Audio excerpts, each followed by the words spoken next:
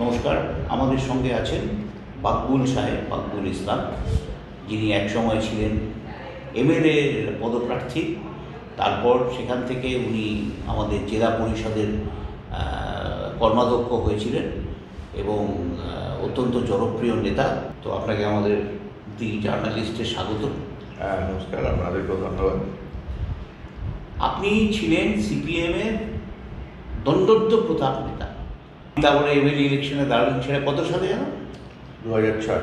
2006-এ দাঁড়ালেন, এমএলএ ইলেকশনে হারলেন, তারপরে তৃণমূলে চলে এলেন, সেটা কত সালে? 2008-এ। কেন?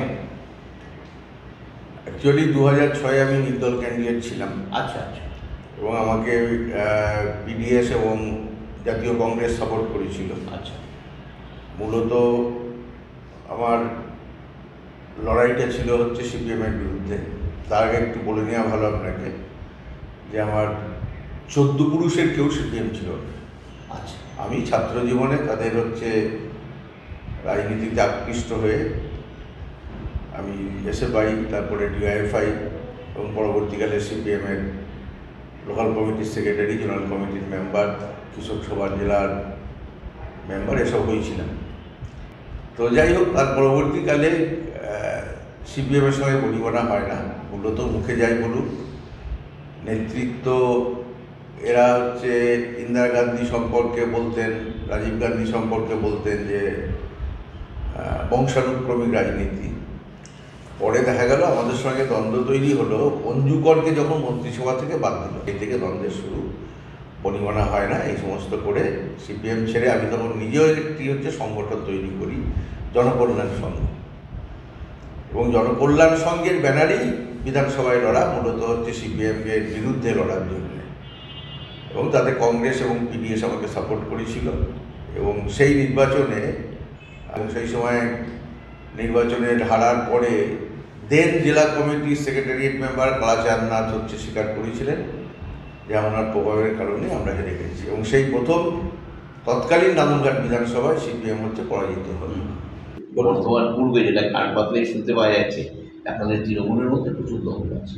আর আমাদের যেটা বলছেন সেইভাবে দ্বন্দ্ব কিছু না, স্থানীয়ভাবে কিছু হচ্ছে থাকতে পারে, মান অভিমান থাকতে পারে, কিন্তু তৃণমূল কংগ্রেসের কর্মীরা আমার উপর কারো ক্ষোভ থাকতে পারে, অন্যের কারো উপর কারো ক্ষোভ থাকতে পারে, অভিমান থাকতে পারে, কিন্তু মমতা ব্যানার্জির কল, মমতা ব্যানার্জির ডাকে আমি আপনার সঙ্গে না যেতে পারি। আপনি হয়তো তৃণমূলের নেতা কি কর্মী, আমিও হচ্ছে নেতা বা কর্মী, আপনার সঙ্গে আমার হয়তো মুখ দেখা দেখে নেই, কিন্তু ভোটিংয়ের প্রশ্নে, জোড়াফুটের প্রশ্নে কোনো রকমের কোনো ঘাটতি হবে না। তাহলে আপনারা ইয়ে করছেন, এক্সপেক্ট করছেন যে আপনারা এবার বর্তমান দুর্গাপুর আমরা দুটো সিটি জিতব, জিতব, এবং আমরা বর্ধমান, দুর্গাপুর এবং বর্ধমান পূর্ব দুটো সিটি জিতবো, কোনো রকমের সন্দেহ নেই। বর্ধমান পূর্বের কি মার্জিন বাড়বে গতবারের থেকে? বর্ধমান পূর্বের মার্জিন বাড়বে, এরা 1 লাখ ছাড়িয়ে যাবে মনে হয়, আশা করছি। আর এটাতে কি হতে পারে? এটা তো আমরা জিতব, এটাও হচ্ছে আপনার 1 লাখ না হলেও আজকে ভোটের দিনেও দাঁড়িয়ে বলছি আমি আপনাকে 60-80 কম হবে। আচ্ছা। কারণ দুর্গাপুরের গতবারের রেজাল্ট হবে না, আমাদের এগুলো আরও ভালো হবে, বর্ধমান দক্ষিণ আরও ভালো হবে, বর্ধমান উত্তর, আমাদের ভাতার, আমাদের মন্তেশ্বর হচ্ছে আরও ভালো হবে, আমাদের গলসি গত বছর যাওয়া হয়েছিল তার থেকে অনেক ভালো হবে। তবে লোকের একটা কিন্তু একটা আশঙ্কা আছে, আমি বলি আপনাকে, সেটা হচ্ছে যে আপনার কীর্তি আজাদ সম্পর্কে একটা আশঙ্কা আছে, এই নিয়ে আবার আলুবালিয়া কেস হয়ে যাবেন না তো?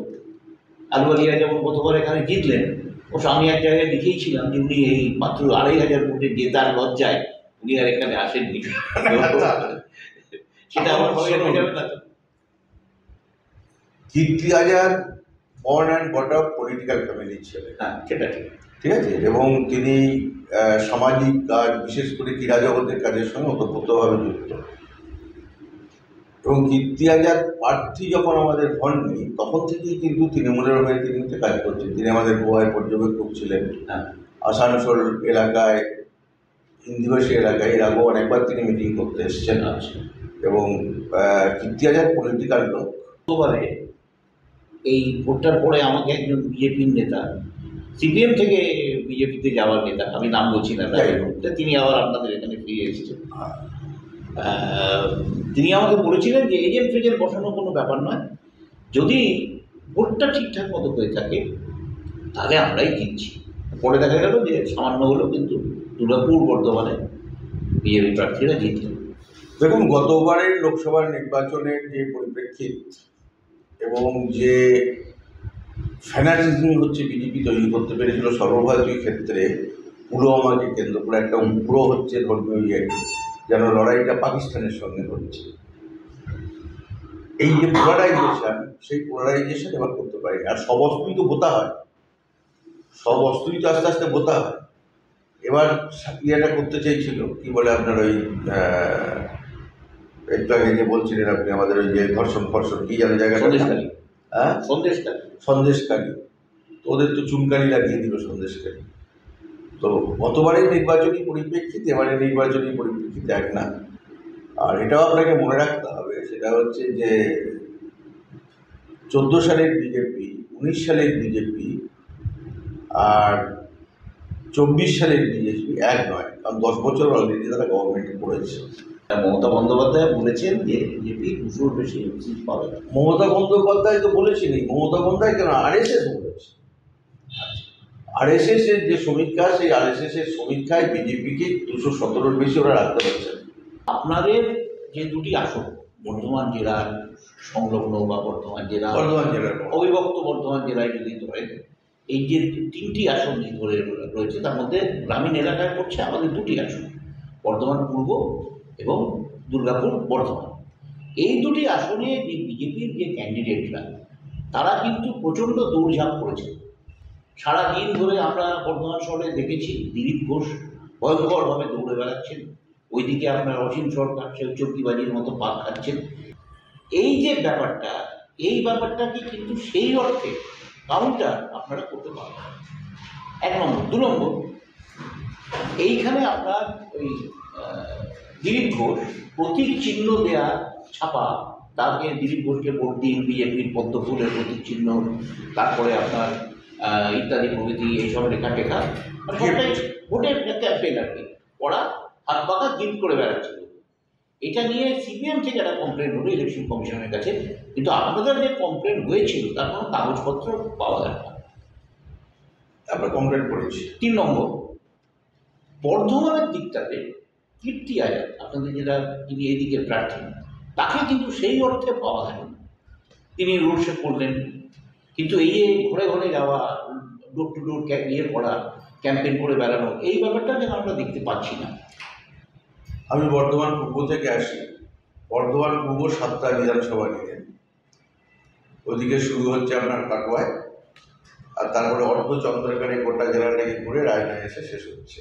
ঠিক আছে, অসীম সরকার, আমরা তার ঘোরাঘুরিটা লক্ষ্য করেছি মূলত কালনার একাংশে, পূর্বস্থলী উত্তর দক্ষিণ নিয়ে। গত পরশু পর্যন্ত কাটোয়ার খবর, কাটোয়া টাউনে অসীম সরকারকে কেউ দেখেনি, ঢোকেনি। দাইহাটের দিকে একদিন গেছিলেন। আর এই যে দৌড়ে বেড়াচ্ছেন, এটা হ্যাঁ দৌড়ে বেরিয়েছেন। এখন আমি যখন একা চারদিক সামলাতে তখন ছটফট করে ঘুরে বেড়াতে হয়। আর কাটোয়া থেকে রায়না এমন কোনো বুথ নেই, এমন কোনো গ্রাম নেই যেখানে কয়েকশো অসীম সরকার আমাদের নেই। এইবারের নির্বাচনে প্রথম দেখলাম যে লোকসভার প্রার্থীরা এত নিবিড়ভাবে গ্রামে গ্রামে যায়। আমি আমার দলের কথা বলছি। আপনি কীর্তি আজাদের কথা বলছেন, কীর্তি আজাদকে পাওয়া যায়নি। কীর্তি আজাদ বর্ধমানের এমন কোনো ওয়ার্ড নেই যে ওয়ার্ডে যায়নি। দিলীপ ঘোষের নাম দিয়েছি আমরা হচ্ছে গুড মর্নিং ঘোষ। প্রাতঃভ্রমণ করে কি আর ভোট হয়? সেই প্রাতঃভ্রমণ করে তো ভোট হয় না। ওনার আজকের যা হচ্ছে স্ট্যাটিস্টিক্স, তাতে তো 25 to 30% বর্ধমান দুর্গাপুরে ওরা এজেন্ট বসাতে পারেনি। কোথাও তো এজেন্ট বসতে দেয়নি, কোনো অভিযোগ নেই। আচ্ছা, মানে বুথের সংখ্যা লোক নেই,